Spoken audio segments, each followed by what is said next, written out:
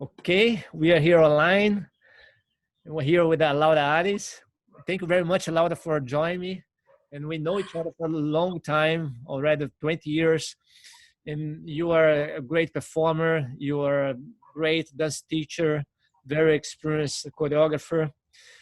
And so thank you for joining me. And I would like to to invite you to check in, maybe to start to tell us a little bit where you come from, how you start dancing, what was the impulse that led you into this pathway as an artist. If you can also share a little bit your experiences as a dancer, perhaps passing through the experience of Ultima Vez and where you find yourself right now as an independent choreographer, artist. Wow, that's many Yeah, questions at once. So we start hard. Well, thank you for inviting me, first of all. Yeah, you really dropped so many questions. Yeah, how did I start in dancing? That's the first thing that I remember you ask. And well, there is this funny story that my mom always says that when I was very little, like 3 years, maybe almost 4, that my neighbors, my mom was a separate mother, divorced mother, and that time was very few divorce. I mean, it was strange, a mother alone with 3 kids, and a lot of the neighbors of my mom, the kids would come to my place because she was always busy with us. So the house was full of kids. And it was a certain hour TV was on for kids. They were not like now it's 24 hours TV, but it was like really TV was like great until like 5 o'clock, and there were some cartoons for kids. And the cartoons in my time, the ones that the TV was on, they were in the background of the cartoons were classical music. And then she would put that, and she said it was amazing because all the kids suddenly would be, everybody was quiet, everybody was watching a TV, and it was peaceful for her, peaceful moment for her. And she said that I was the only one not really interested about it. And she said that it was amazing to observe that I was always giving the back to the TV, so not facing the TV, and I was dancing on the music. So that's what she says. And it's very romantic. And then she says that she inscribed me into a dance academy, the one who was closer in the neighborhood. And then since then I was, I started when I was 4, and I never really stopped. And I was just very lucky, and I have to continue this story because that specific, randomly, that academy, dance academy, was led by professional dancers.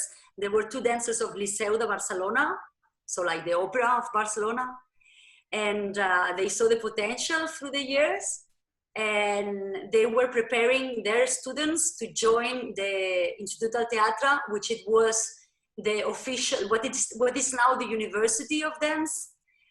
Before it was not a certificate, it didn't really exist, the degrees.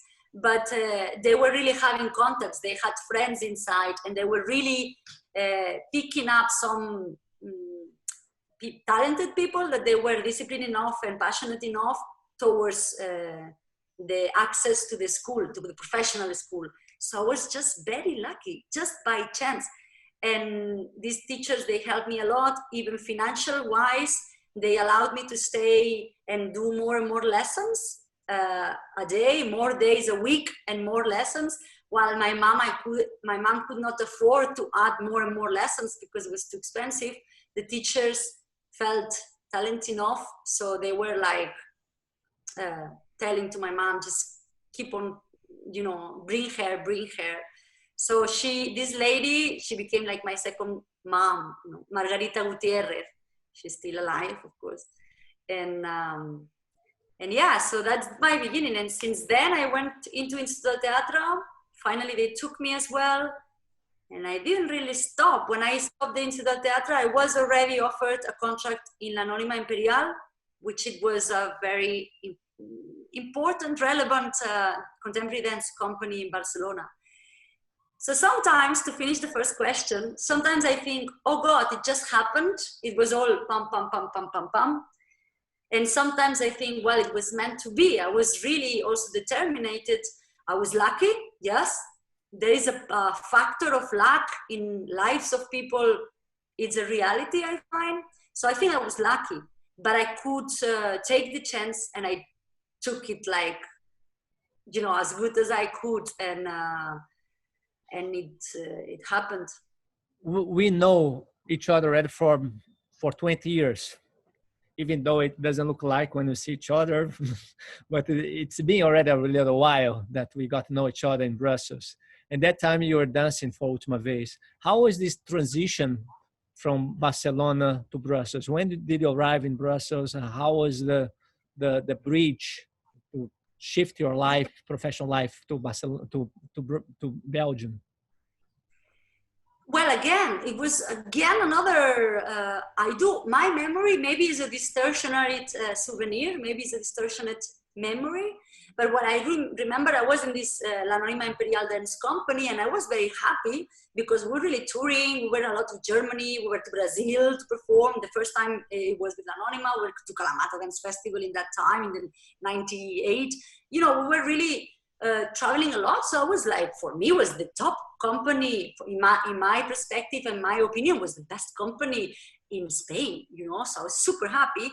And I was learning a lot by that time. But then I was once, I have seen some shows of Women Decayers in Mercat de les Flors. For me, was the theater that was a dance education parallel to my school, because I saw many, many performances in Mercat de les Flors, Grec, Teatre Festival Grec, and Dies de Danza.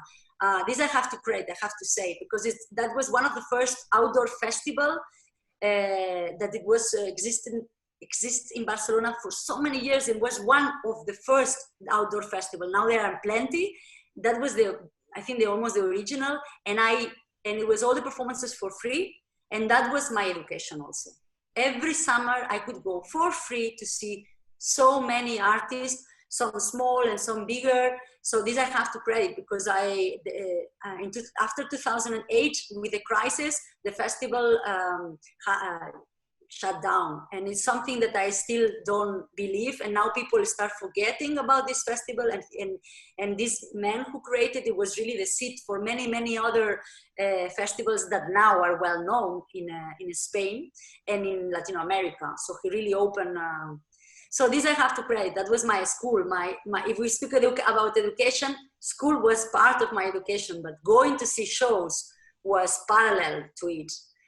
And then the transition to WIM, so going to see shows, that I was going to see shows, especially when I was working already, because I had money. So I could also go to the theater more often. And I saw several shows of Women Decayers, and I, of course, liked it a lot, but I always thought it was like something from far, and I thought it was not fitting my body, that I was too, I don't know, feminine or something, too tall, and I had not long hair, and I don't know, I had my opinion about, like, he would never look at me as a dancer or consider me as a dancer. But then one day I was at the beach, I was reading the newspaper, like really paper, and then I saw that he was coming to perform, and that they would open an audition. So then I was like, really? I was reading in the beach. It was summer, and that's why they came. They came to Festival Grec to perform, which is in summertime. And then I thought, my God, I have to go. You know, like I have to go. So I went to the audition in Barcelona. It was too easy. Like I didn't have to travel. I don't know if I would ever have traveled to make an audition with him, but he just came to my city, and I was there. I was not on tour. So I went to see the show the previous night, and then I went to do the audition next day. And he said, yeah, I'm interested in you, and you will receive a letter if maybe you're gonna be invited to join the last audition in Brussels. And I said, yeah, well, okay. I was very happy, but I said, he will never invite me. And yes, after a couple of months, I got a letter with the invitation to go to the final, directly to the final audition, that it was in Brussels. And in that time, and this I also want to say because we're talking also about, you know, how things were also, how things evolve. And in that time, the company based in Belgium, as you know, in Brussels, they had money enough and the conditions enough to be able to invite some, not many, but several people that Wim was very interested. He could, and he knew that they were living in very different countries that probably would not pay a ticket, because in that time, low-cost flights didn't exist. So he knew that it was difficult it was not so obvious that if he says, yeah, come to Brussels to make an audition, I would not have gone, maybe. So anyway, he had the money to offer several dancers to join the very last audition to see the final team together. So I think he was like already pretty, like interested. But so I got the invitation with a paying, I was paid to be there. I got per diems, I got a flight ticket, and it was 2 weeks audition. Not 3 days, 2 weeks. It was killing. By the end of the 2 weeks, I was like, I don't care, I just want to go. I was so tired. It was so intense. It was so long. It was a workshop audition. So towards the beginning, there were like hundreds of people, and then it was like, and the second week was very few people. So in fact, he kind of knew, and he was already really working for the show. So ending this question, or this part of the question, I didn't know. I could feel I was very close by it, but he never ever said to me, okay, you're chosen, welcome to the company or something. He just, the last day, I mean, I could see with the dancers around, his dancers, I could see that they were smiling at me, like, you're doing well, go on, I could feel I was there. But then suddenly he said, all of a sudden, my English was very bad. And then he said in English, okay, let's make a picture for the theater or something. He said, I can't remember which word he used, but he said, like, let's make a picture of the company. Let's make a picture of the company, he said. And that was on Friday. So suddenly I was there making a picture, which is from the brochure. It was after published as the new creation, like the first picture of the new team. And that's how I got to know that he chose me. He never said to me, you are in. He just was working already. He was working. That's Wim. That was Wim. Which year was that? That was 99. And the creation was in spite of... No, that was the man. No, that was only boys, male dancers. 99, that was right after this piece. So the show I saw in Barcelona was in a spite, and then we did in As Much as Life is Gold. Right. It was mostly the same. Mostly were the same male dancers of In a Spite, with 3 women that joined the company. It was you and Liv Hanna. Mala Klein and Liv Hanna. I can't remember her family name now. From Norway. From Norway, exactly. Yes. And we met each other in 2000. I remember, for me, it was a remarkable experience. And I first show I saw of Wim, I didn't know anything about Ultima Vez. Was mountains made of bark in '96 in Rio de Janeiro. Wow. There was I didn't see that. Well, yes, and I saw Iñaki was dancing there, and he was dancing there. There was a Korean girl; she was crazy, like this Korean. But I didn't know anything about the company, so I had no expectations, nothing. And I was going actually to see a Brazilian company, which is very good, and they opened up this performance for Wim. So the Brazilian company was great. I saw, I enjoyed, and suddenly started this piece with these strange videos with all these masks of animals like this. This is really weird. And the piece was long, was about 2 or 2.5 hours. But I was totally mind blown. I could not even speak after. I didn't know what was happening. And so when I arrived there in Europe, for me, I had this feeling also like, oh, this company are so far in the distance, like it's unreachable. But I had just arrived in Europe, in Amsterdam, and one day, okay, I'm going to take a train and I'm going to Brussels, just because Ultima Vez is based there. and I arrived there on Sunday. And on Monday, I just looked the website, the address, and I went to the office. Actually, Ninki was there also in this piece, and Ninki was giving a workshop afterwards. So I kind of connected a little bit more close to her. So when I arrived in the office Monday morning, and it was not I thought it was the studio, but it was not. That was the office. Address, the studio and the Yeah, office. right. And the buzzer was broken also. It was 9 o'clock in the morning, Monday, Brussels. I remember it was a beautiful day. It was very chilly, but suddenly there's no one there. The buzzer's not working. But oh my God, like I'm wasting my time here. And suddenly there was a cab, stops by in front of the door, and who comes out was Ninka.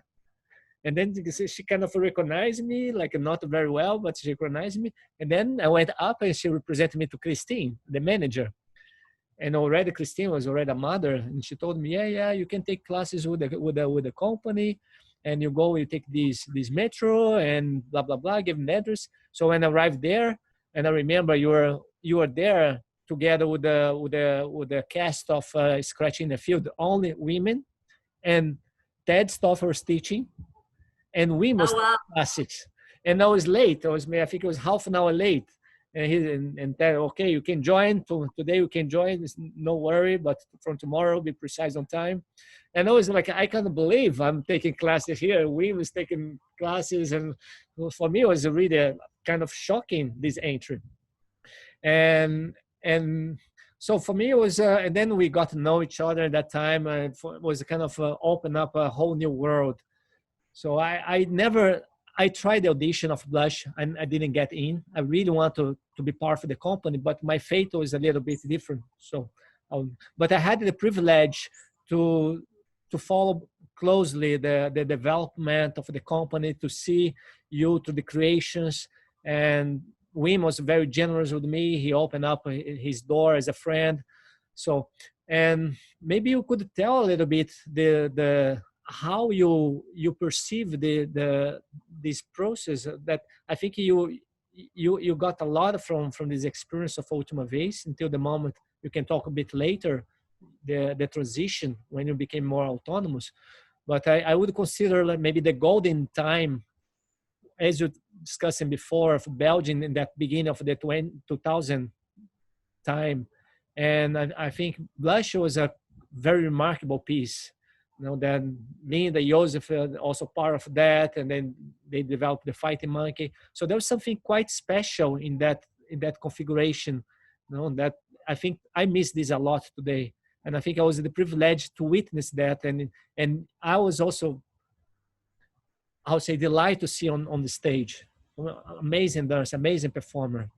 And I would like also to talk later. Let's pull out this subject. Your experience, you have a vast experience, and how you see also this new generation. Something you would like to save a little bit later, but we could maybe you could dig a little bit into this background of Ultima Vez, where you share experiences from different perspectives. So how this experience gave you, how it formed you, how you develop your perception as an artist, what you get from that, how many years of working on Ultima Vez, and what was what are the benefits, what are the aspects that you still integrate in yourself that became part of what you are today? Another big question. Yeah, I was almost for 10 years in the company without break. Before as you say, the times were different. It's just we can also not change that. So it's the system was working very well. Europe was really between wars, in the sense of really peaceful moment, politically speaking, also with the union of Europe. So the flourishing of the. And there was quite, I would never say a lot of money, because of course we all know the sector is never, it's always been, it's never has been a lot of money, but it was stable. It was quite stable. And it was this especially in Belgium, because the way how that would be another subject, very long, but how the government deals with their artists and how they built around what was happening, not only with Andrés Requesmacher, Jan Fabre, Wim de Keus, not only this, I think that though this comes also especially with the contemporary music, it's mixed with ictus and well, many other bands.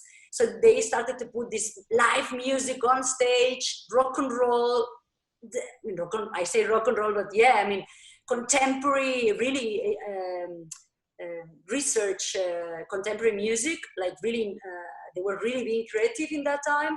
And I think that was the kind of, so it comes a little bit of thinking on the music field, you know, it was more like concerts, and Rosas also was using a lot of music on stage. So I think the management, the managers and the way of conceiving tours and stage was actually coming from music. So that's kind of very interesting also. Anyway, it was something, a kind of formula they did that it was working very well, and the choreographers, they got a symbiosis with all these musicians. So Belgium was really, you know, like going very stable. And then they started to sell culture. It's such a small country and they don't have industry. They had carbon, you know, they had the carbon, I can't say in English, charbon, like the black carbon for fire, cold, yes.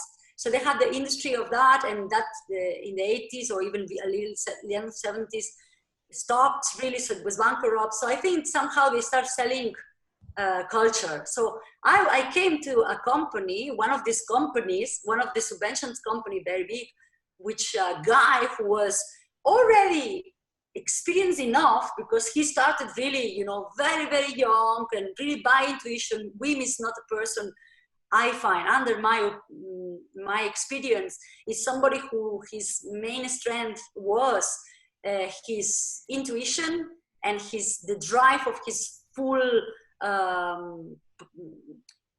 body also. He was very physical himself. But so I just came in the moment that he was already like for 10 years, I think the company existed, something like that. So he was like in his late 30s already. So he was already like trained, you know, he had already the experience of the successful first shows with incredible dancers around, incredible people and team. Like he had always incredible teams of artists around. So he already had created, you know, Isabel Loas, the costumier, was already there as a consistent collaborator. He had, I can't remember now, I should have studied all these names because like it's back in my, and I didn't really dance, that's before I joined the company, but it was, my God, these Belgian bands, very famous. He was working with them for several shows, but I can't remember now. Well, it will come. Anyway, so he had his artistic collaborations, and I think, yeah, he already was he was already going, and he started to have a name. His name was already there. So I just joined super young, in the moment that he was going awesome and he did these selections. If we go talk about Blush also, then it happened because I did 2 shows before Blush with different casts that it changed very quickly. Some left, but then he did Blush team, and we stayed, most of us, we stayed together for 7-8 years, something like that. Like some of them, they left before. So, you know, it was really like a circus company. In a way, it was a family. It was really a bubble, and we were really full-time contract, meaning that we didn't do other jobs because it was also so full. We were so much, doing so much and creating all the time that we were always together. And of course, traveling so much makes it very much a bubble. That's why I say circus, in a sense of like living troupe, no? And the experience of growing together, because I'm talking that most of us were on our early 20s. I was 21 when I joined Wim. So in Blush, 23? So most of us were around that age, and Wim was on his, I said late 30s. So it was really, he was older, but also not, it was really close. It's this branch of, you know, like generations that you're still very close. And that happened that was what I couldn't leave, because the people around were so nice. Like there were so many, I was so happy to dance with these guys that I liked them so much. They were so different of me and so special by their own. And we were along. I respect them as dancers, as artists, because I think we were very, very strong personalities somehow, and we had a particular skills. Very, we would use them. We knew skills from each other, and we would push each other in a very good way. So we got, like, I would not say best friends when we were in, because it was also very intense and quite difficult. I think maybe we got with most of them very good friends afterwards also. But we were growing, as I said, we were on our 20s, so we were also growing as human beings. And traveling opens your eyes. Now also traveling is different. That time it was less.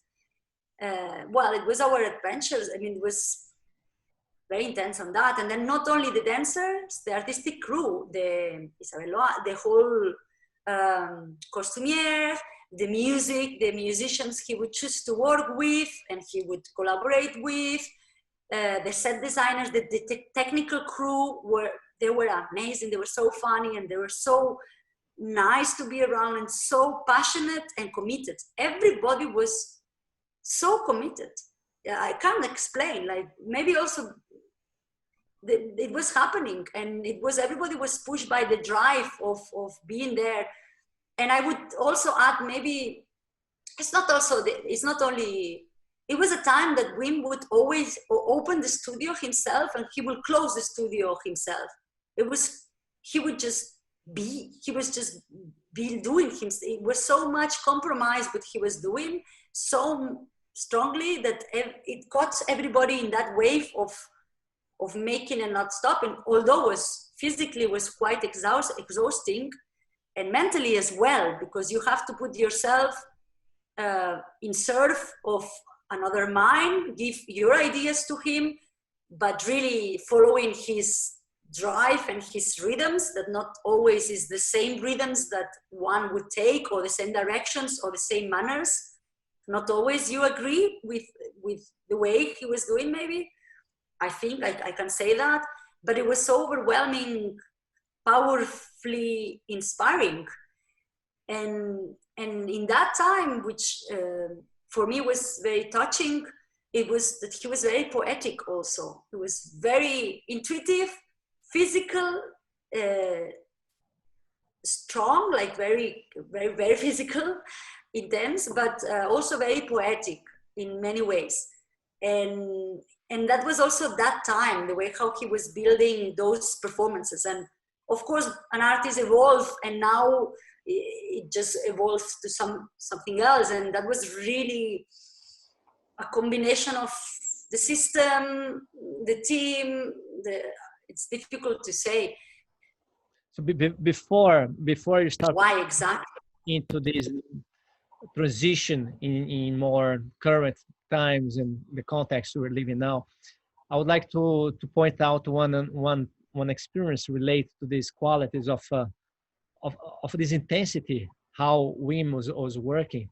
I remember, I think it was the premiere of Spiegel in Brussels, and I was there giving some classes for the company, and I had all this flow work. And I remember you come to me, and you're telling me like, don't do this flow work because we are dead. We can't.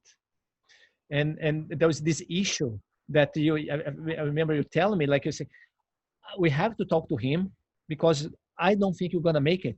I think it's gonna be, for the first time, it's gonna be a failure on the stage. Something has to be removed because the level of intensity on the physical level, even for you who was very experienced and the other people who were experienced, and this time you're all doubting. I think to the almost convoking a conference, say like, this is too much.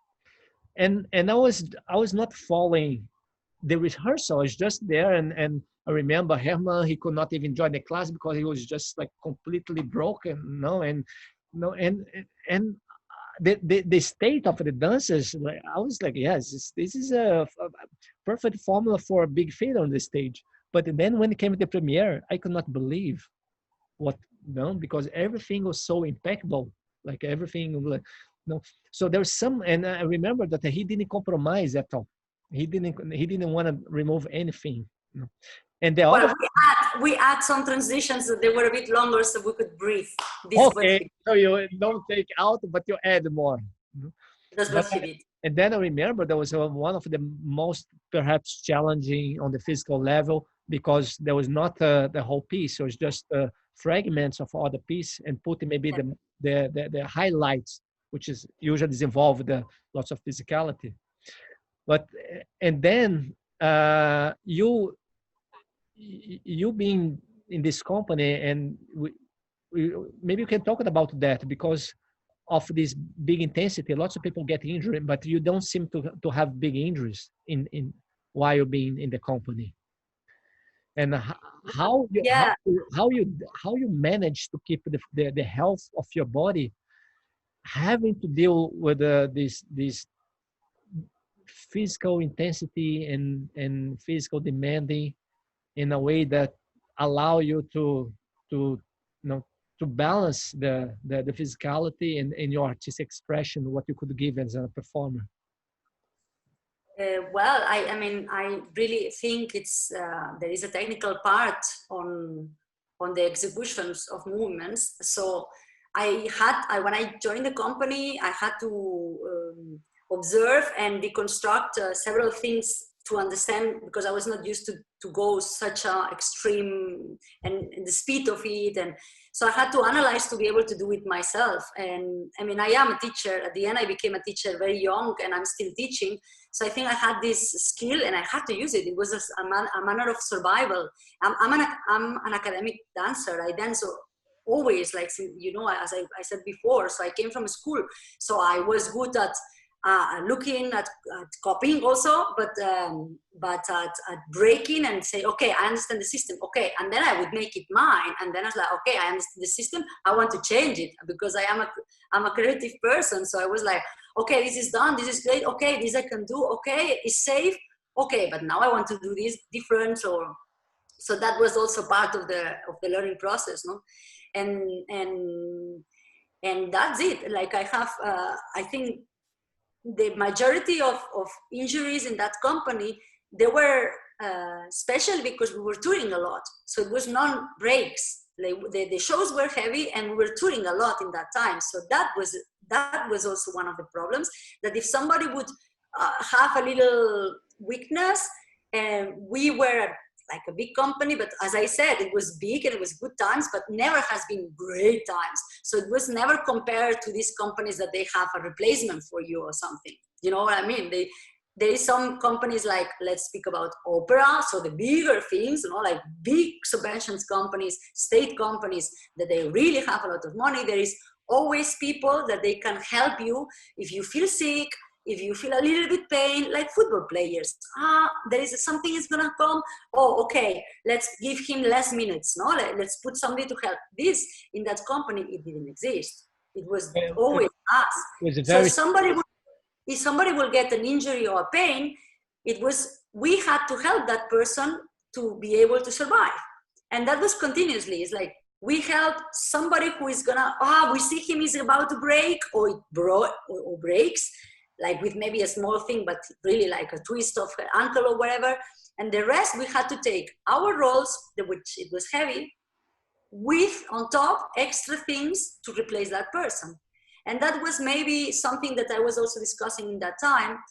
And it's related to different things. No, I don't know if it would have been solved being more people in the company. Maybe that's also super simple to say. I don't think that was, because probably Wim would have made a very heavy show with more people, everybody busy, you know. But I think it was not only the nature of the physicality that broke, or this myth of like, oh, with Wim you break. It was the intensity of being so much.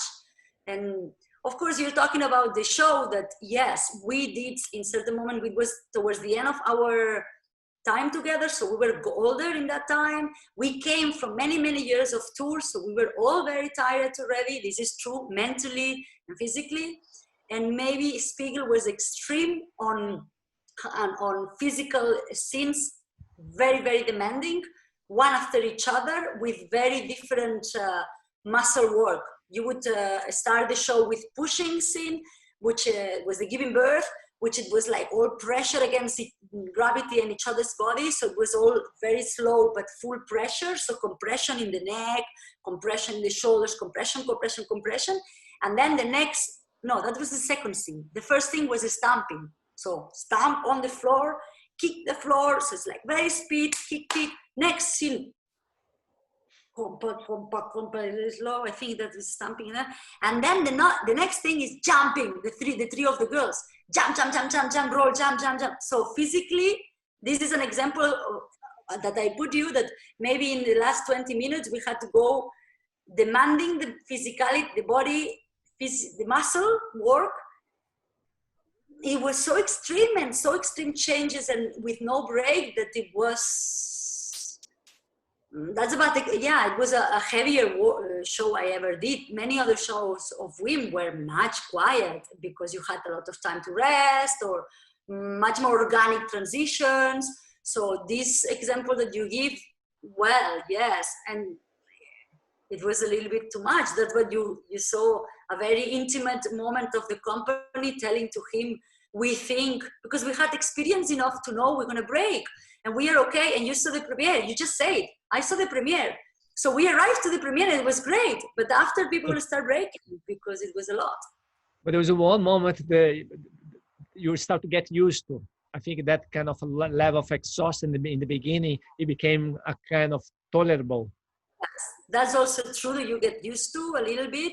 But it was a little bit hard. That show specifically, the rest, they were very different. And yeah, we just, yes. And you seem to have developed or learn a lot from being the survival mode. Develop some kind of a body intelligence under such Yes. a demand. How do you? Yes. I mean, sure. Go ahead. I give you one clear example that I think that what you're about to say. For instance, for me, at the very early time when I joined the company, I remember the first creation. It was a moment towards the end. It was so heavy for me because I was not also physically trained to do that kind of job, and there were a lot of men. There were 9 men and 3 girls. So it was very male still, that process, because it was a lot of boys. And the body weight and everything was so different. And I was so exhausted. My body was like so exhausted after 3.5 months creation. So towards the end, my body started almost like my knees. They were hurting both knees. They were just out of tires and mental stress. So I remember I was so tired that I had to start using my hands much more.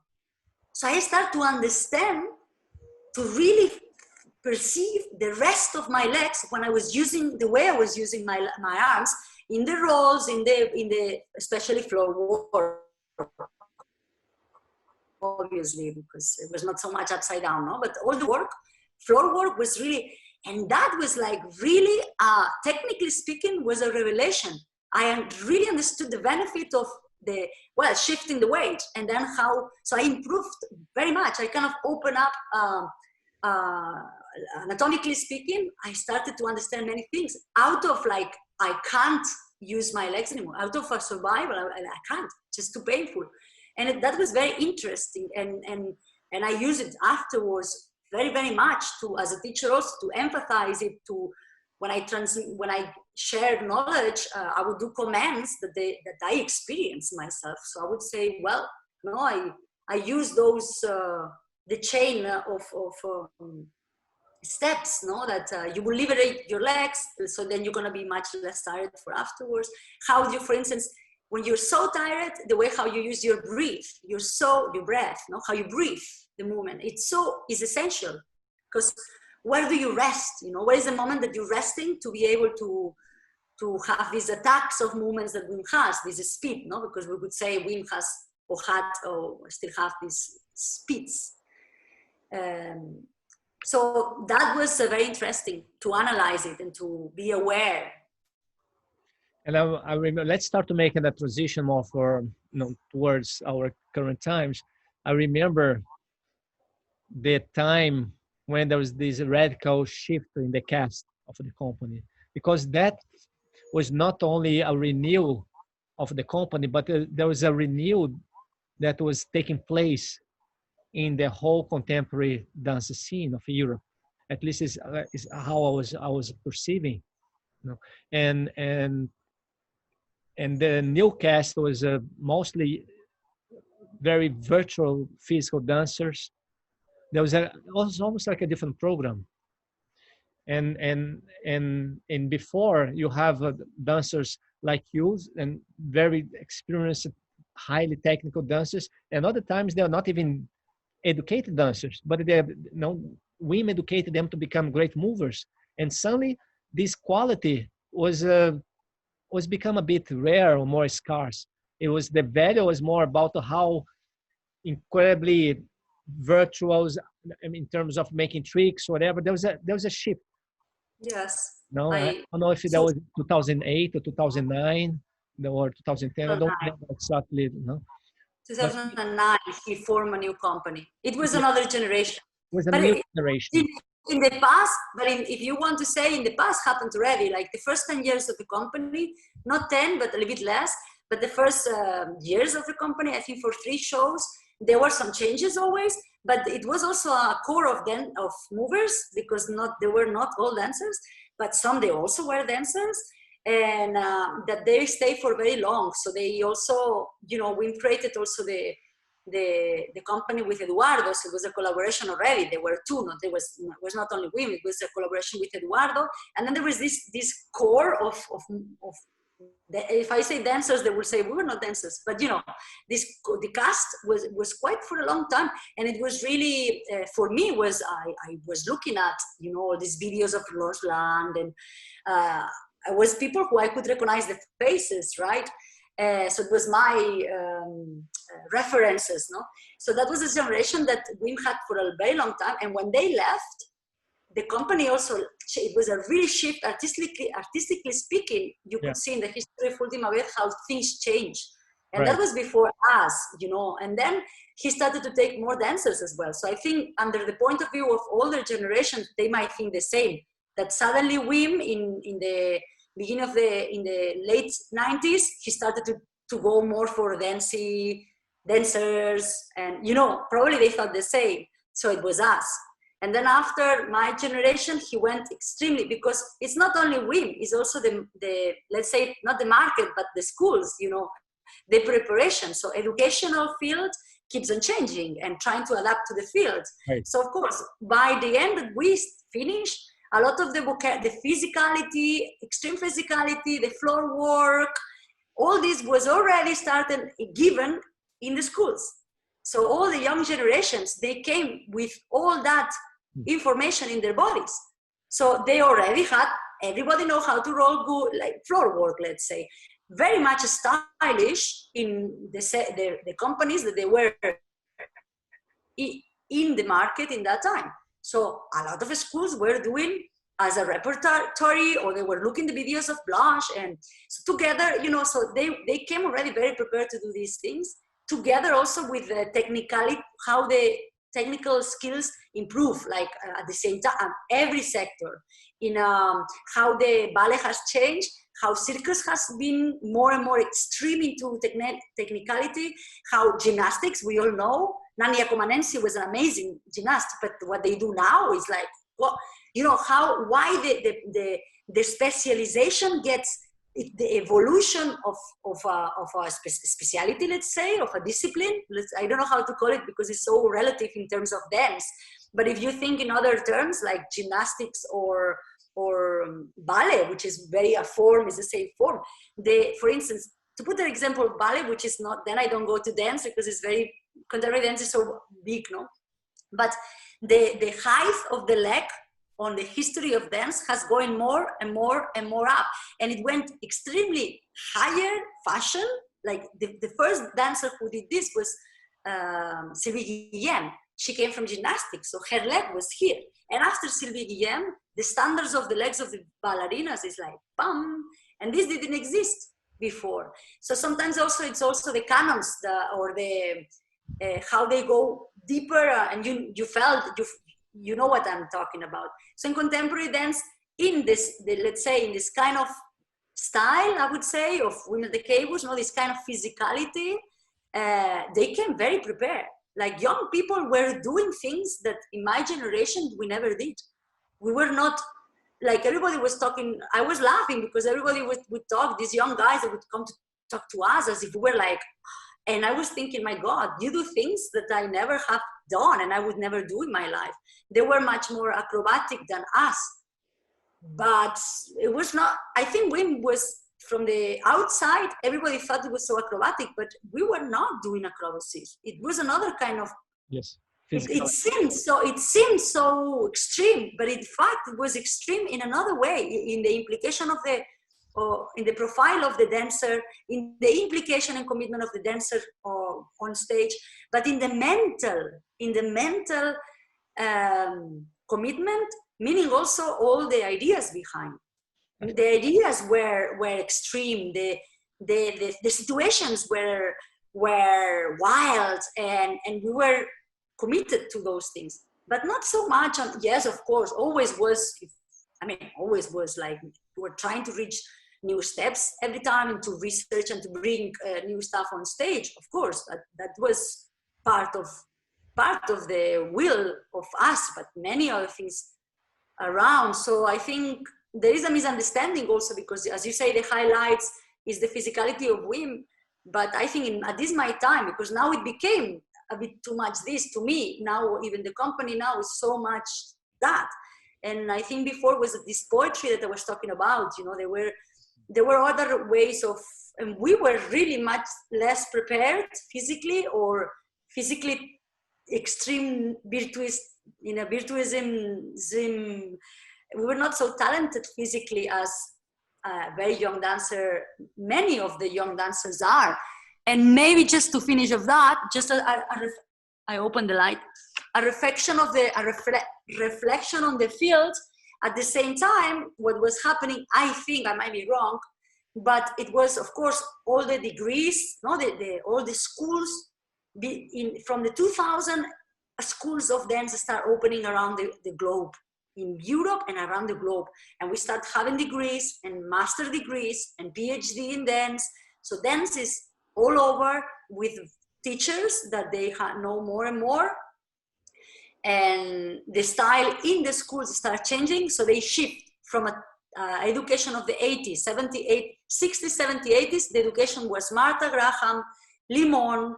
They were the reference of Albinelli or Cunningham. So they're all the references in the academic, in the schools, academic schools, especially professional schools. What was said professional? They were American wave and very strict, based on a body shape and the vocabulary of certain persons. The techniques, they call it techniques. I would call it styles of those people that I mentioned. And in the 90s, it starts shifting. And what it's introduced, it's much more of a physicality as dancers of women the cables that we start teaching around, but also not only that, us also was DB8, and it's the Euro crash, it's called. Many companies were very physical. And of course, Trisha Brown wave is still in Europe very much. So a lot of anatomically very gentle and correct for the body, but already with transformation. So it's not anymore it's not anymore Trisha Brown repertory, but waves and disciples of Trisha Brown, let's say. So all this starts shifting, and in the schools they start teaching even yoga. They start talking about other kind of, they start to do much more improvisations. They start to do partnering. Before, no school was teaching partnering, only ballet partnering. When I was at the school, the only partnering I got was ballet. No contemporary. We were playing around, and even content improvisation start going into this. So all this is not only the influences of the companies, is that the schools start to take the companies as reference of what is needed in the field. So all these new generations of dancers come to the field with all these skills. Therefore, they have all these. I hope I explain myself, my thought correctly, you know. How you see yourself now as a performer, as a dance teacher, when you have this surge of wave that is taking over, where the values are being shared in one way that is giving very little space for the appreciation or for the contemplation of certain qualities, which I think it's a crime if you put aside. Talking to you, Laura, is amazing because you see you're the embodiment of a history, no, in you carry so much knowledge in your body. You have so much substantial.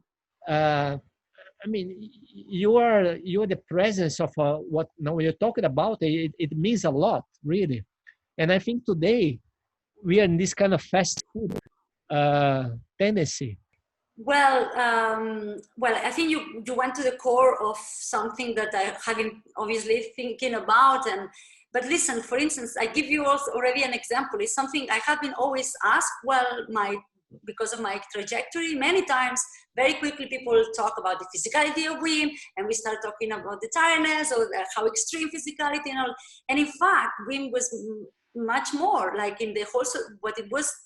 So what it's amazing is like it comes out and stays very much that the physicality, but it is so much more behind, even to arrive to that. Maybe at the end it was very physical, but it was made around many other things. So we like the core of the question for me, and that's what my conclusion, maybe it's not a conclusion yet, but that's what I'm trying to see when I observe newer generations, because we are kids of our time and we cannot blame them. They just also born in a time where technology is there, where they can see a movement, they can copy a movement, they can learn from screens.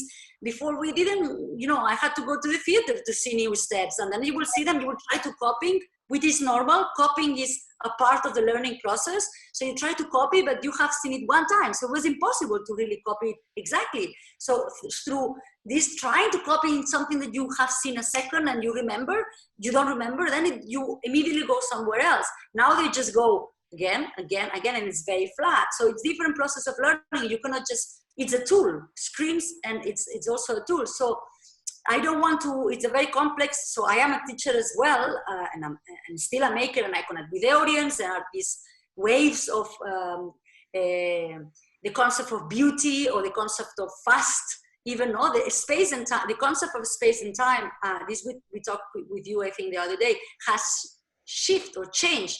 Even, we all know it's relative, but well, we push it as society the way we use technology. Now it's towards, well, now I'm going to lose myself. Wait a second. Just really want to go to the core of that. So I don't want to blame the new generations. I want to observe to see, wait, what was different? And I get overwhelmed when everybody talks only about the physicality and the technical part and the training to be able to arrive to this physicality. But it's much more than that.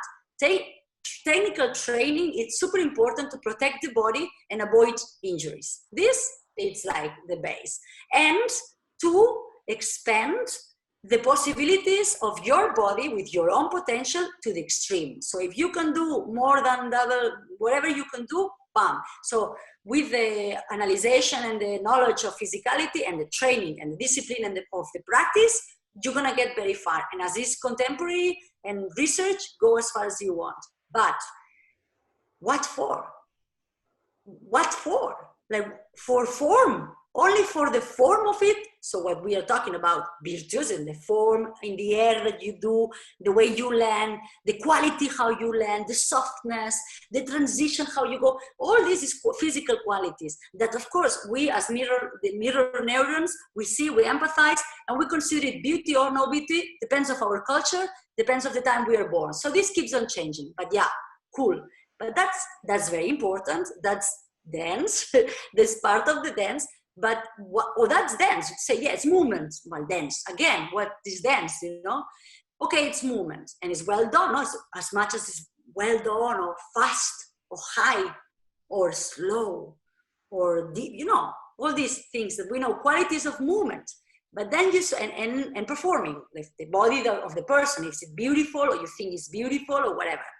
But that's dance, yes, it's part of dance. But why you use dance for?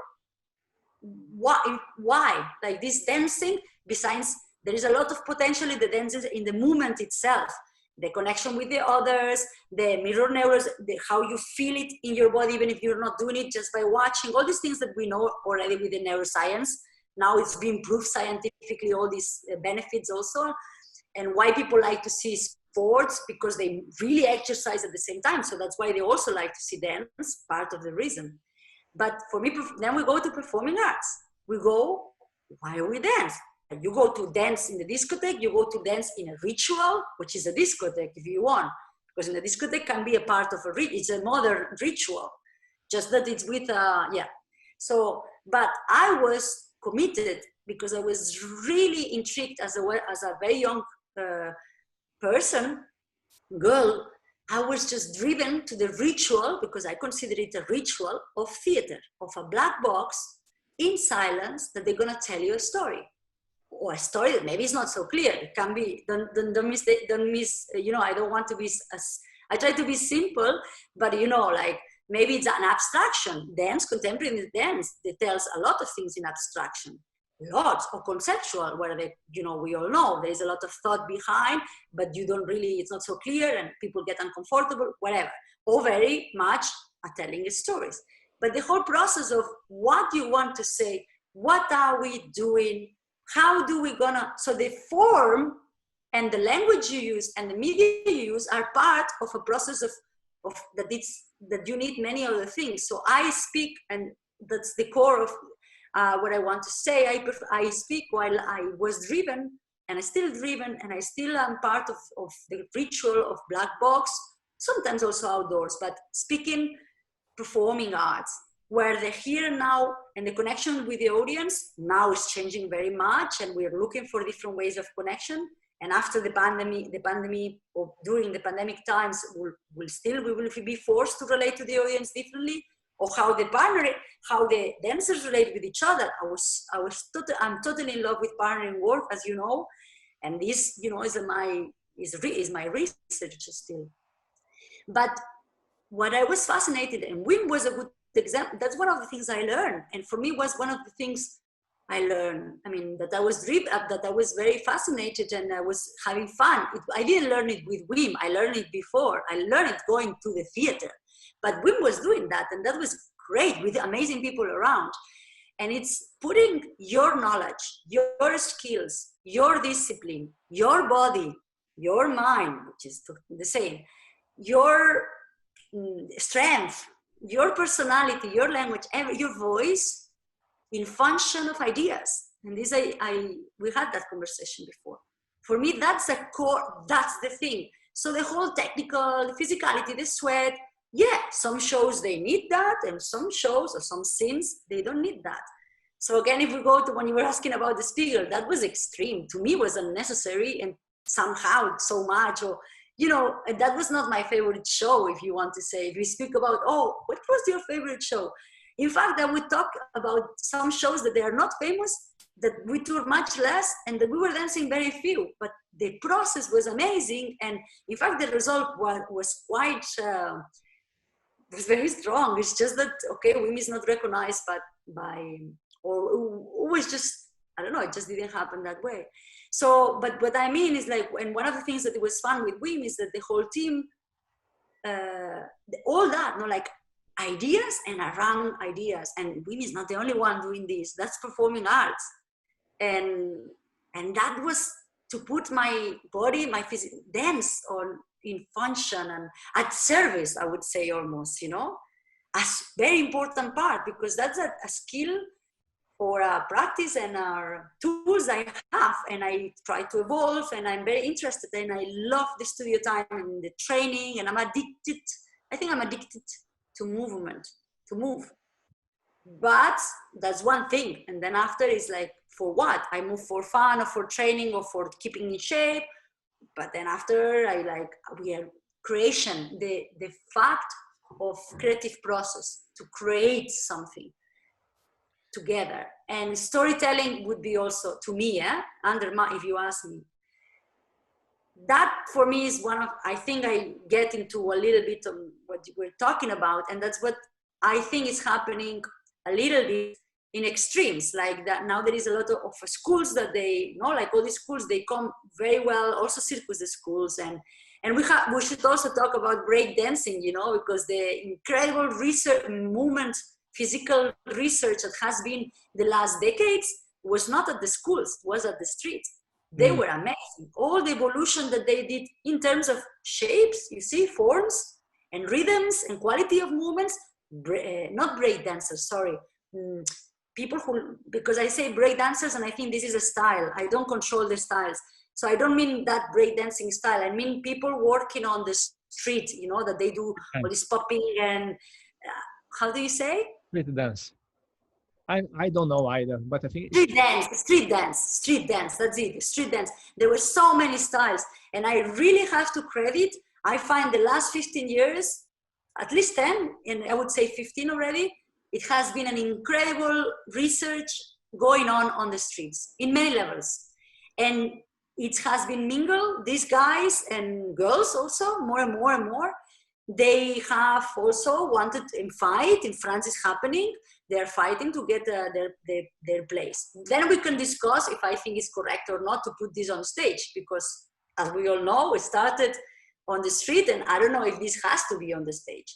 But physically speaking, again, if we speak about movement, they have been doing incredible research the last years, more than in other companies, like companies and schools. I think they have accommodate in certain way of moving. Or maybe also, but it's an immense talk. We could be hours talking about this. Because I also, as a teacher, I observed something else. As a teacher, trying to transmit knowledge that would be in service, because that's a different role. I put my dance, I put my knowledge, I put my skills in function of the growing, of the learning process of somebody else. So then it's different. I'm not thinking my body in function of ideas. It's like, how do you transmit, exemplify what I want to do physically and artistically in service of other people? How do you give examples to that? And what I have observed, physically speaking, because they really want to move, it's normal also. When you're very young, you want to push that training, and that's what they have to do, because as much as you learn physical skills when you're very young, you protect yourself and you can go farther, and you have more space and more possibilities to pick up.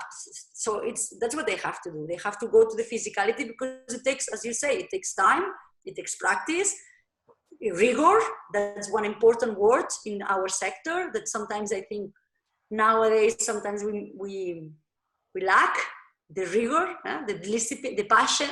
The passion, not, we don't lack passion, there is, but the patience, the rigor of the rhythm of it, And what I have been observing as a teacher, and I just drop it, I see people that they move what they think it's more freely, because it's a bit more freestyle in a sense of like, it's me, don't care the shapes, don't care if I am the shapes of my physical body, the limitations, not only that movement, but also how I look, which this is totally correct. I totally agree with that, because the canon of beauty before, they were more strict, they were really limited, now they're more open.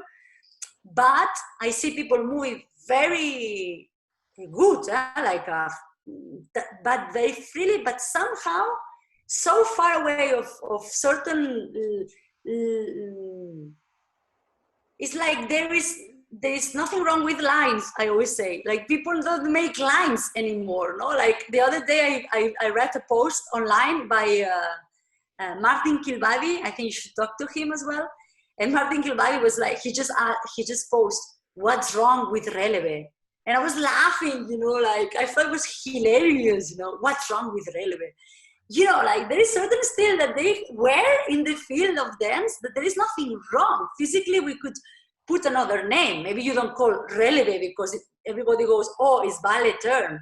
But, you can describe the physicality of going into the top of the, in different ways, but it's very challenging. And keeping the balancing in a releve, or having the knowledge of what is 90 degrees and be able to keep it, or to pass there, or some people, they move what they think is very freely, but sometimes I look and I start wondering, they're so limited, because they start to do all over and over, and there is a certain style with this virtuosism. The way they move is a certain style that got into the field, and it's the same. They run in a certain way, everybody sometimes. So I see waves that they think they're free, but I can see the source, or I can see the limitation, or I can see style inside some form, like a style, like really a form that they emulate, so they keep on copying, but without not awareness.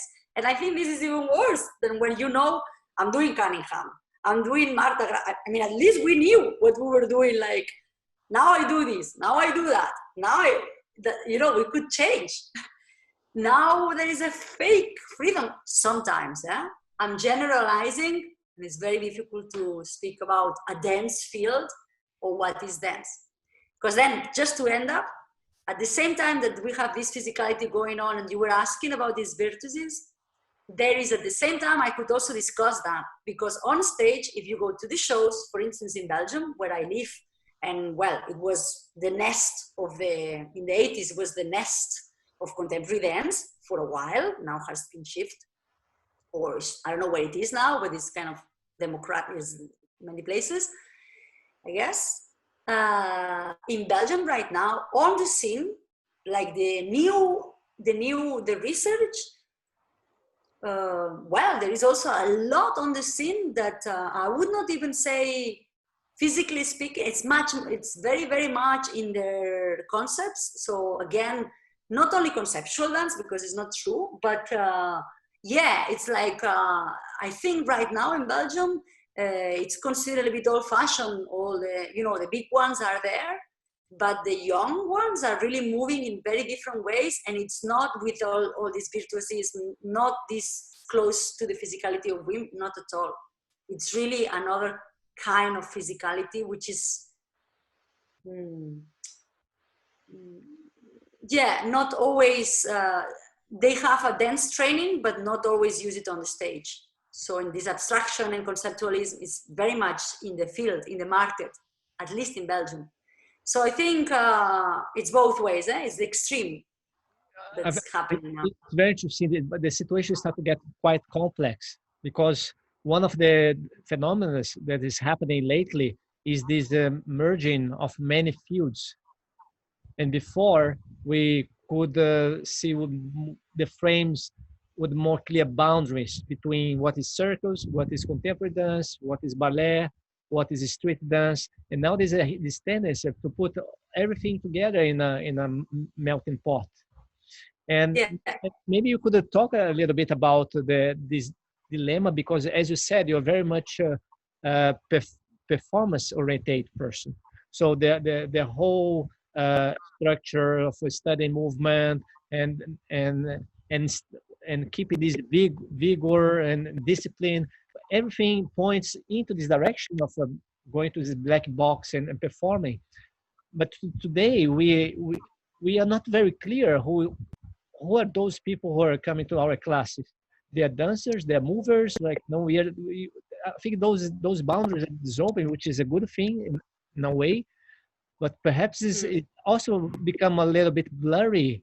It's challenging. It's very challenging, because sometimes people come and they look at you and they go, I'm super physical, but you go, wow, but there is so much, there is no order. You know, they're super physical, and they're, like I said, they move and they have energy, but it's because they didn't pass that. Those schools are changed so much. Now it's so much. And I'm not saying that was better. I'm not saying that either, but there is nothing wrong with the releve. You know, there is nothing wrong also with going to a limit session and to control that limitation, so to break it. You know, if we only, sometimes I think there is not an awareness of that. And then sometimes I face people that they come fully with that, and you go, yes, but it's so much subtle, you know, some technique, like really when you control technique, they're in the very small things, and people, they seem not to have the patience, the time enough, and they don't really understand. It's like they are not able to listen because they really come, I don't know how to explain, it's a bit like of a mess.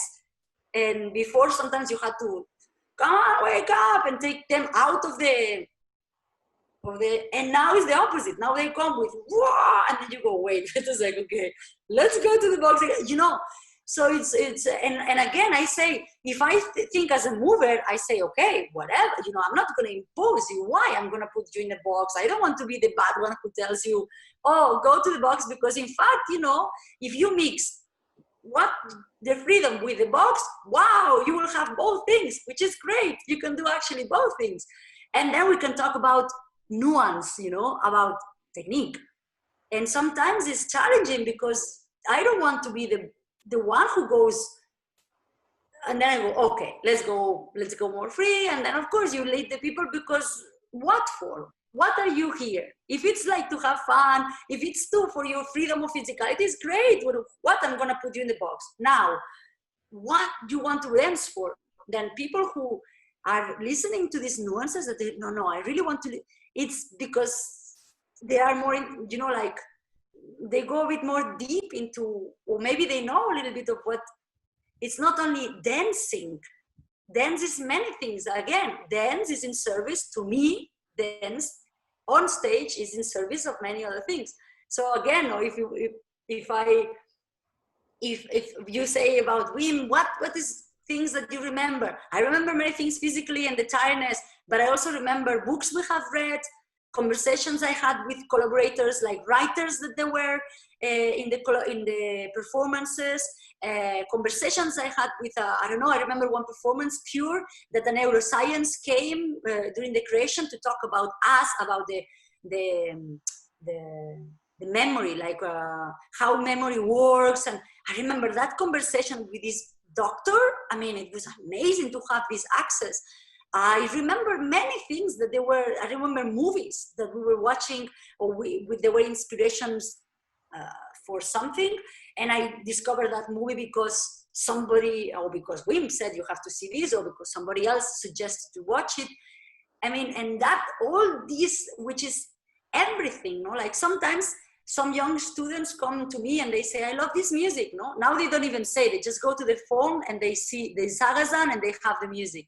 In my time, because we didn't have technology, and it's not, I mean, it's great technology, but before some students would come and say, can you pass me this music? And I go, yes, of course I can pass you music. And I would say, but I mostly would say the name of the band, but I would not say the name of the song. So somehow they have to go to the band and discover all the songs, or at least some of other songs, not direct to that, you know? And it was a little bit of this thing of like, make it a bit difficult because, I would say, it's like this thing of like what the cost of, like, I remember, you know, like I would go to the libraries to have the music and to listen to music, and then you would take the CD and then go to your computer. It took more time. I remember my teachers, because of course I was a student, I said, I love this music. And I remember teachers giving cassettes to me, you know, like of the music of the cassette. And then you go, who is this singer? And you didn't know because you had a cassette max mixed with songs and you never knew who was this woman singing there, you know. And then until, you know, it was more, if you really like it, you have to ask, you have to keep on asking. And it took more time to get the source. So you had to be persistent. And this persistence, you know, was leading, it was filtering the people who I find, but I might be wrong. And so sometimes this is speed and this, now, yeah, I pay, I have it, oh, great, fun. Sometimes maybe it goes against the deep learning process, or the learning process, so the timing of really learning, of really settling information sometimes. So now I lost myself. I think I went all around. I don't know what the point I was going to say. Fantastic. I think you're covering very interesting subject. Do you get frustrated of maybe not matching accordingly to what you'd like to transmit, because you do selflessly, you do, like as you said, you don't compromise yourself, you're fully committed. How do you find yourself coming from this background, having such a deep experience, and placing yourself in this current moment where things are changing, are going well on certain ways, but perhaps not. That's what I'm trying to imagine. Not fully aligned from the trajectory where you come from. Is that a challenge, and how do you relate to this challenge? How are you adapting? How is your maybe a future perspective? Uh, how could you tell a little bit this very current situation? Well, I think it's the expectations of people coming to my workshops, and sometimes, I mean, things are changing. I think, of course, I still can be a physical example. I can do all the technical part. I never focus on that, but I can do the technical part. I was always mixing. And I think that people started to talk about me and come to me, and my evolution as a teacher has been consistent because people were happy, I guess, and then that's why they kept on inviting me, and that was always mixed. But I was also younger, you know, so the whole thing of trying to help people in the physicality, and also at the time when I started, there was also a lot on the stage. So I felt that there was, in the time I started to teach, I felt that there was a lack of information, and I could really help a lot in this floor work, and I was doing all that. Nowadays, as we said, people have a lot of this information already. Sometimes I think for some it's misunderstood. I could go there and discuss it, but they come already with that. So, and I'm also older, and I have done it many times. And you, as a person, of course, you get. There started to be a certain routine, so I got tired of going there. And what happens, because I'm mixed in, but I'm gonna go back to the core. What also happens is that I don't stay always in the same place. There are always mainly workshops, or I'm a guest teacher, so I keep on traveling. So it's always groups and new groups and new groups, for the good and for the bad, for them and for me. Because yeah, so what's happening now is that, yeah, I got a bit like, okay, I already have a generation behind me, so like under me, but not under of hierarchy, but under on yeah, like people who were also studying with me, and now they are makers, and you know, like I have been teaching to a lot of people already. And then with some, I have experience already what happens, where people take your information and where they put it, or how it evolves. I have a little bit already of an eye of what happens. And sometimes, well, it happens to me that sometimes I go like, they didn't understand, and they think some of the directions that it goes, I'm like, no, but this is not what I mean, and they didn't understand anything. And I was a little bit angry with this thing, because they only take this physicality that I can also help, and they physicality, you know, they just bring it there. So I started to be uncomfortable with that, and I was like, I disagree with something. But then I got, okay, Laura, this cannot be, like, you cannot be angry with your, you know, like, you teach, so you give, and you cannot control. You give and it goes, you know. So I said, okay, so maybe I explain myself wrong. If you think they don't understand the point, the physicality they understand, but they don't understand the purpose of it, then it's like, maybe I have to change. And maybe I have to also start putting the focus exactly what we are talking. Like, what is lacking now? Because also the physicality, not so much anymore. I mean, I could still go there because I can still have my opinion on it. But I was like, okay, this is there, so wait. Okay, now let's talk about what we do with that. And that's what I started to do lately. The last years, I started my teaching also because of course, I'm evolving like as a human being. No? And as I said, as a routine, you have to challenge yourself and change and refresh, and maybe not change, but transform. No? So I started putting the focus on this lack of information that I think maybe it's not a lack. Maybe you have to sometimes excuse my English because it's not my mother tongue. But yeah, this what I could give that would be interesting, more interesting to what I think is, yeah, it could, it's a little bit missing in new generations before they really go into the field for professional fields, so that they have a lot of tools and to be makers, because many of them at very young age, they say, okay, I want to do my own thing. And as I always think, performing arts. And but what happens, and this I want to, well, what is happening is I'm losing part of I see disappointment. I see very young people that they come to me still because of the voice, no, of the, I guess they hear Laura Aris, and they expect certain ways of physicality, and I start, I kind of deconstruct my lessons, and I am a little bit more messy, but in purpose. And I started to go a little bit more into it's what we were talking, like in function of what. So I start questioning people in function, why do you want to, okay, I could do parts of training, but then I start talking poetically. Some people connect very much, and some people are really touched by my commands and they really appreciate. But I start to mess around, you know. I don't only give them formulas and solutions for physicality, which people are very happy when you solve a problem they have. No, that they improve and they feel the improvement in a week. They feel they learn. I start really doing artistic statements and exercises that I start to evolve in exercises that are more artistic. And therefore, Bruno, they are more difficult, because I'm never going to give you an answer. I'm never going to say, that's how you do it. I don't know how you do it.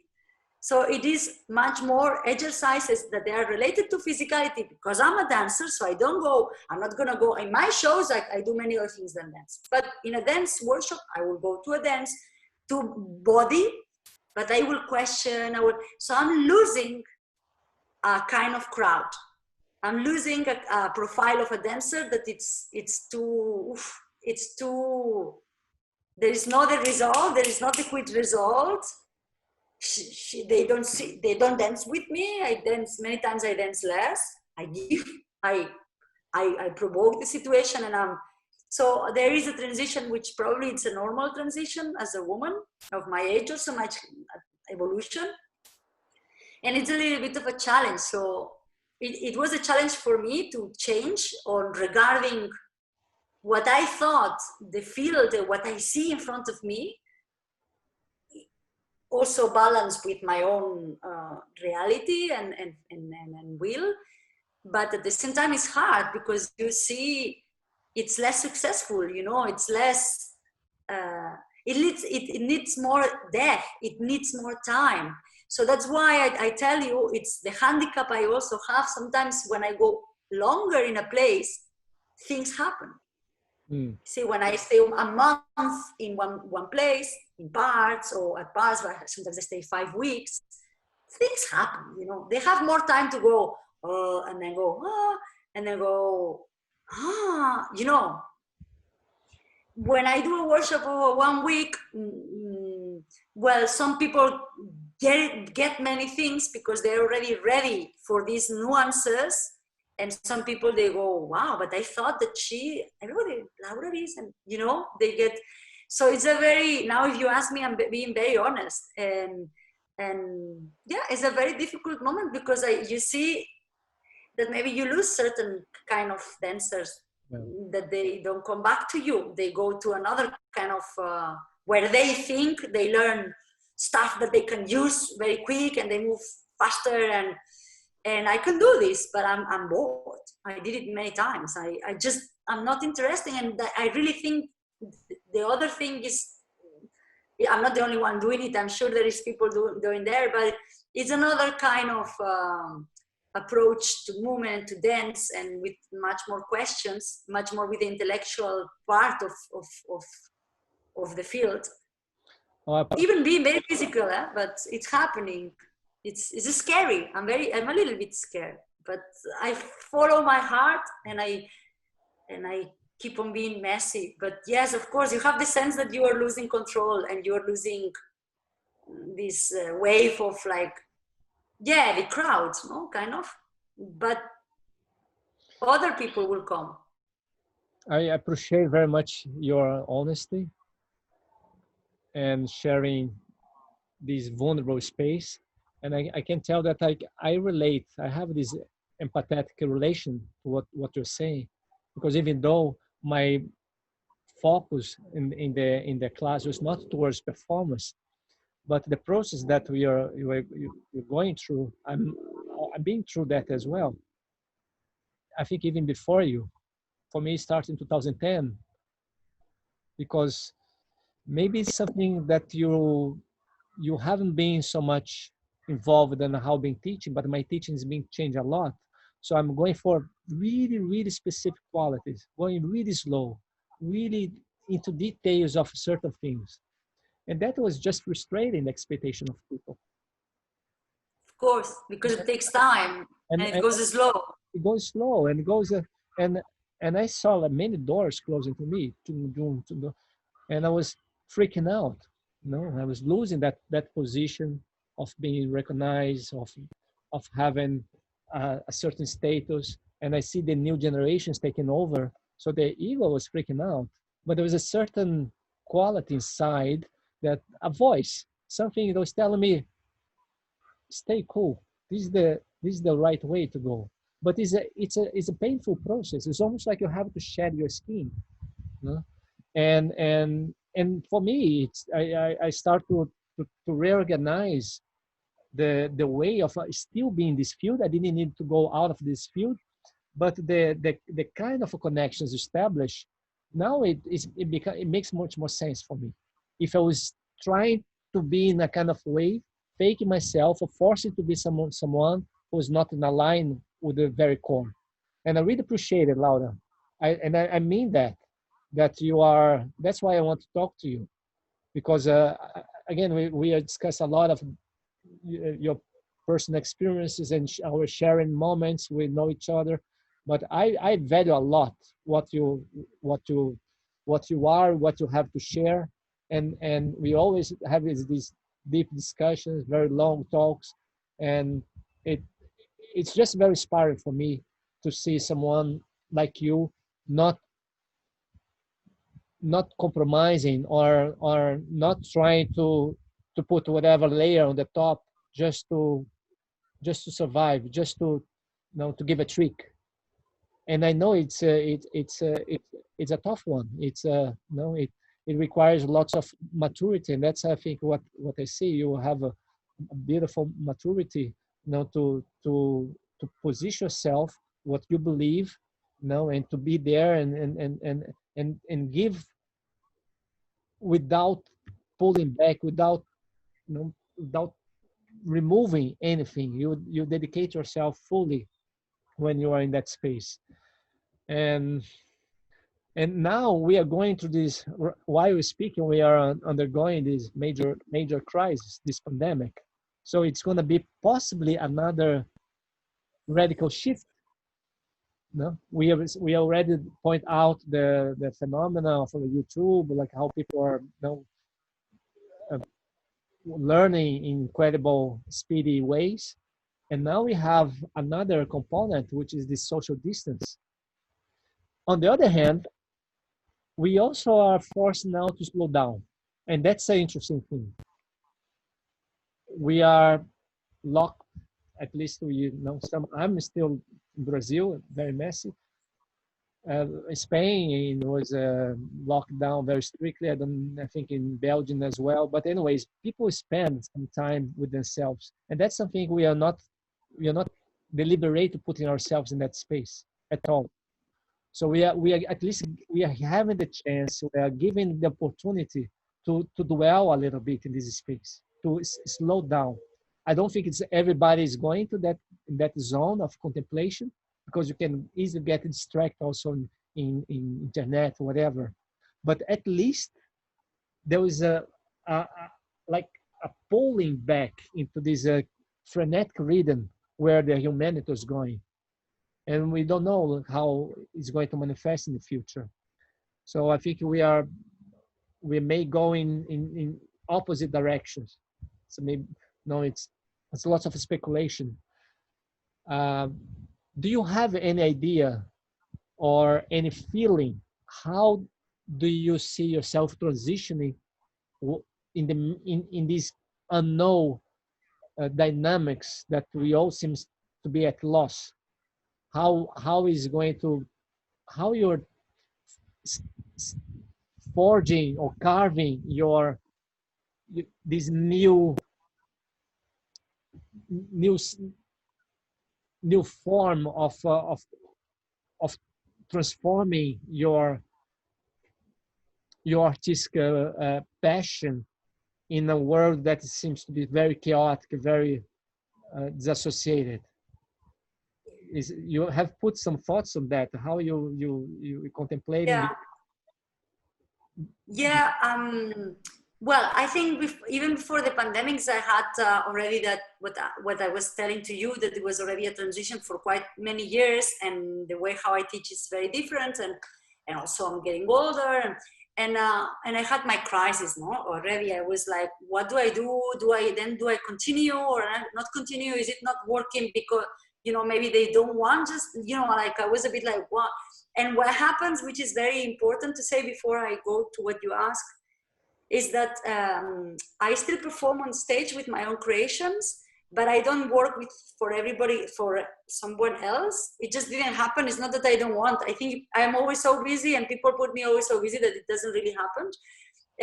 But the only thing, which is a little bit of a, I don't know if a problem, but it's a reality that I don't like, for me and for also for the students, no, for potential students, is that before I was a lot on stage, so people could also see results of, whoa, like, because you know me very well, you have seen me dancing, you have seen me in lessons, you have seen me even teaching, probably, maybe, like, for, you know, you have seen what I come from, and you have talked to me a lot, so you know my charisma, my character.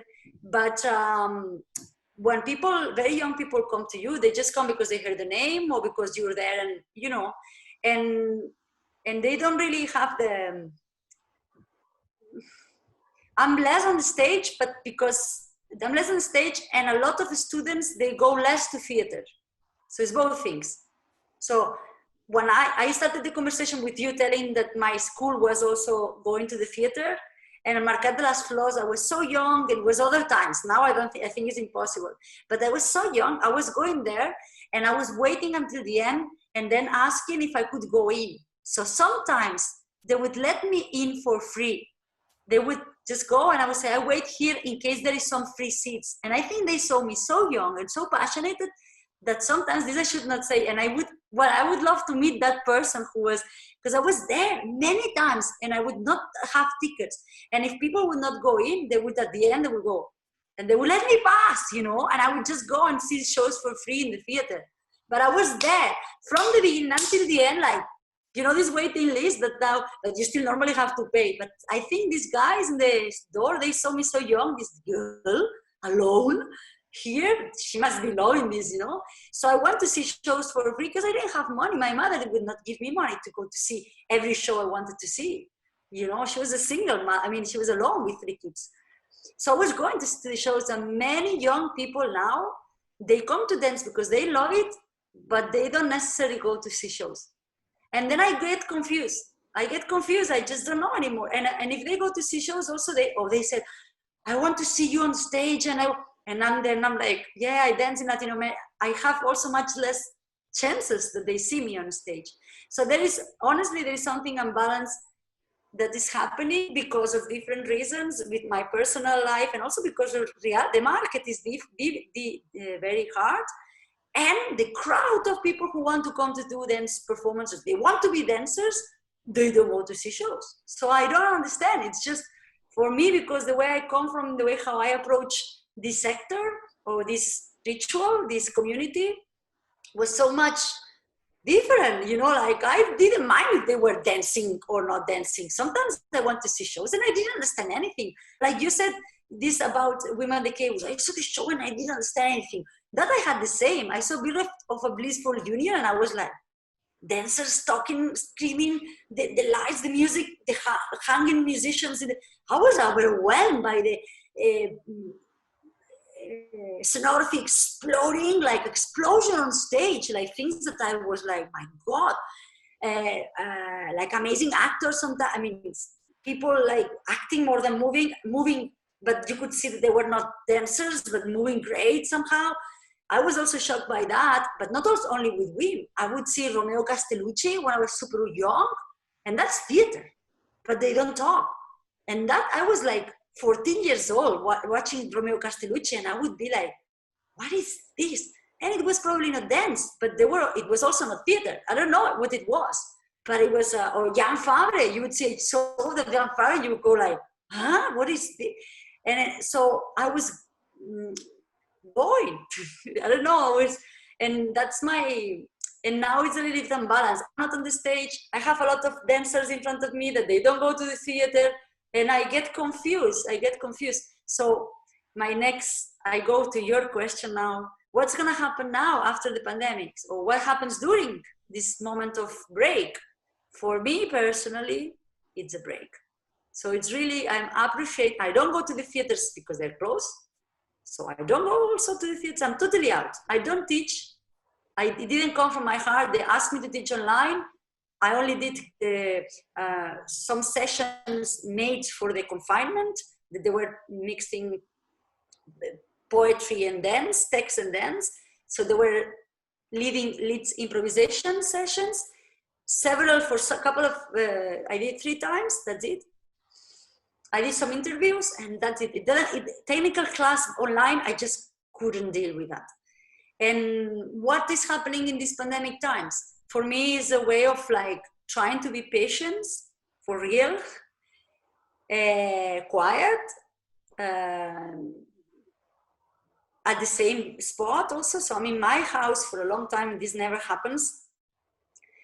With all my doubts, with all my little crises and my big crisis, and not pushing myself, training. I keep on practice because I'm addicted and because I need it also for the body, but it's not that I'm writing or I'm creating or no, I was very tired also. So I'm just taking that moment as a silence. And I was also very touched by the situation. I think I was very sad. I was so overwhelmed the fact of how it will affect to dance, because I do partnering work. My lessons are a lot in contact as well, and I love partnering. And as we all know, the social distancing, I just can't conceive life without that. And so I was very overwhelmed. So I was not, I don't know if depressed, but I was not very joyful. So that's why I also didn't want to teach online, because I was quite not scared. I'm not scared, but I'm very sad. I don't want a life like that. And I don't agree with a lot of things that are happening, but I cannot deny there is a virus.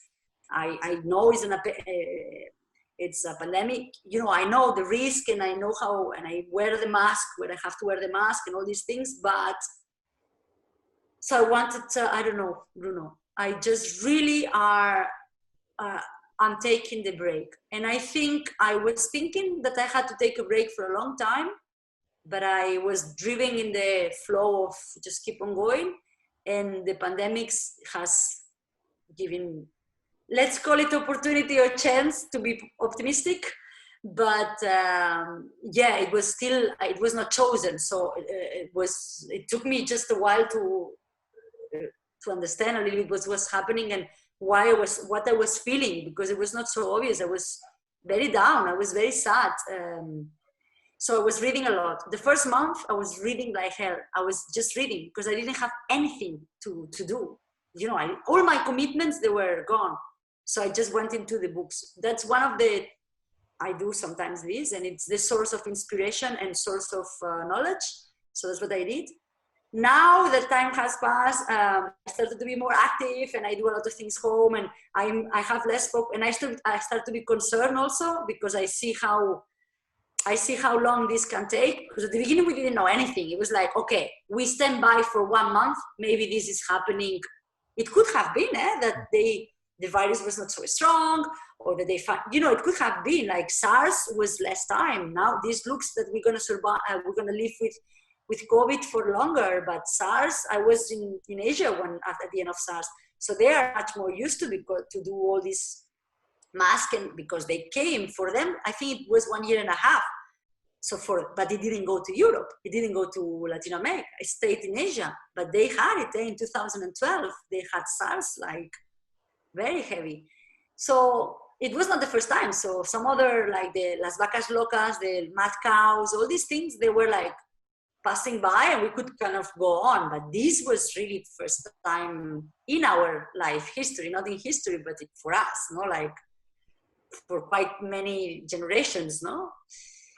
And so I'm very afraid of the sector of dance, when we really can go with freedom on back to the studios, how people would react. I think it's gonna be young people they're willing to go back, but yeah, a part of the population, especially in countries where the virus was very well, it hit very strong, and maybe the organization of the governments or the economies were not able to sustain or to deal with the situation. So it was a lot of the speech of fear, also by culture. In Spain was a lot of the speech of fear. And this is what I'm most afraid is that it's in the public imagination.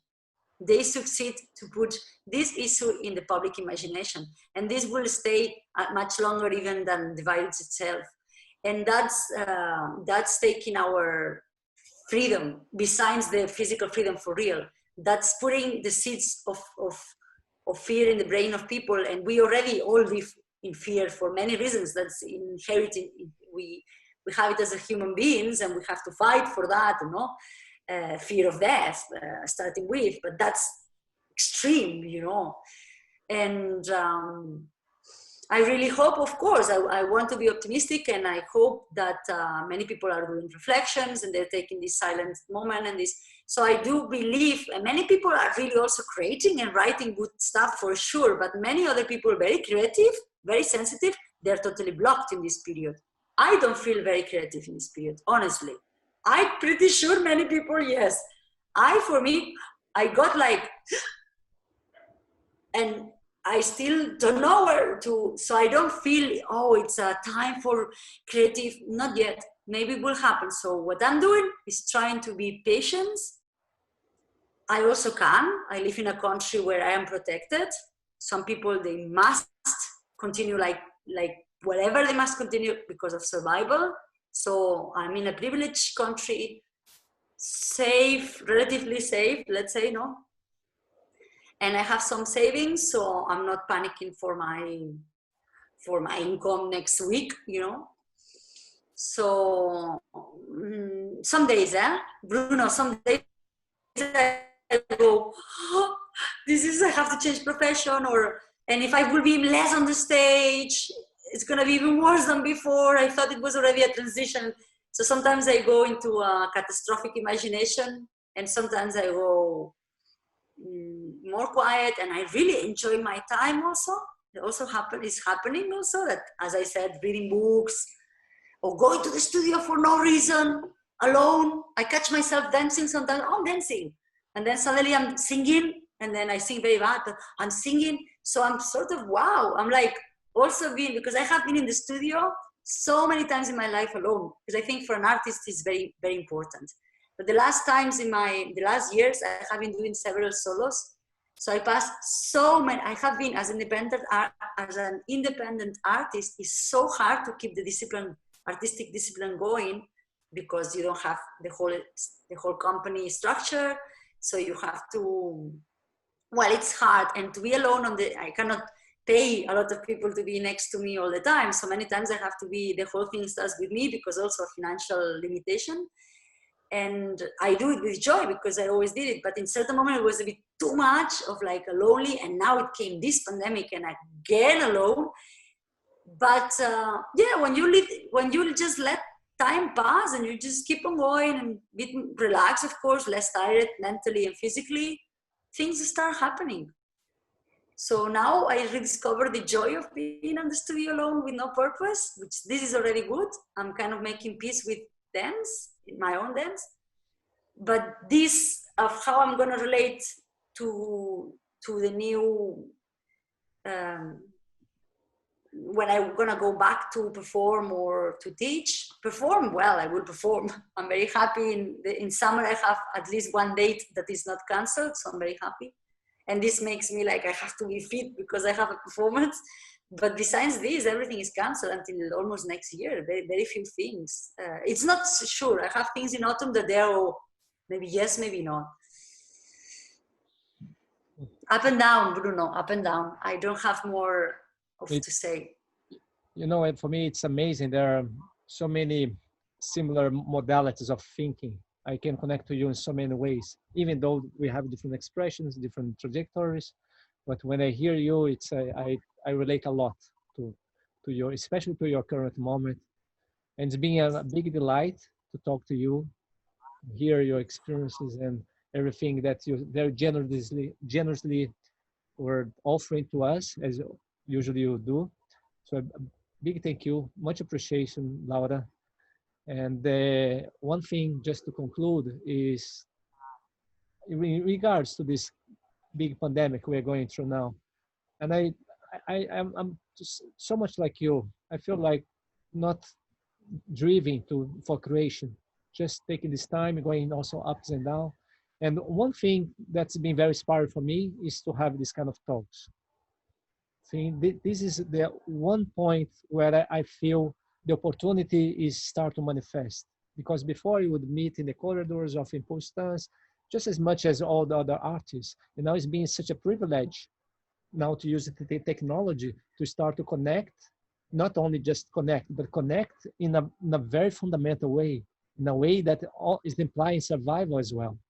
Maybe you need to sort of put our minds together, not to think in the same way, but to think in a very general way, in alignment, because if the world start to go into this direction of a trauma from this fear, and this starts to shape society behaviors, then I think it's nice that we can come together, not to have the same level of expression, at least to have a ground where our individualities can be expressed. And this is the motivation to carry out these talks. And it's been revealing, it's been inspiring. And I want to thank you very much for joining me. And I'll be looking forward to talk to you, to hear more how your life goes in the future, or to listen to all updates.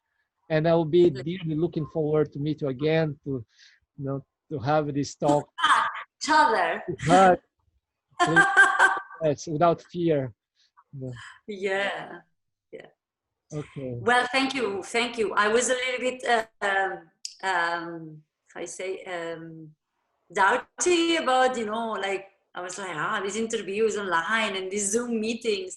But it's true that it was nice to talk like these one-to-one and face-to-face. And I think everybody has more time. So it's like people are home. So this is something beautiful. And like, well, people in Europe, some people are started to work and some they never stopped. Also, some people, they kept on going online like crazy, and that was very heavy. Of course, the artists, if you want, we could also go. It was horrible, and the income was shot at once. But we were, sometimes I see it like this. We were like, okay, at least we were, I don't know, with more. Some people, they were forced to keep on going in changing the ways, like.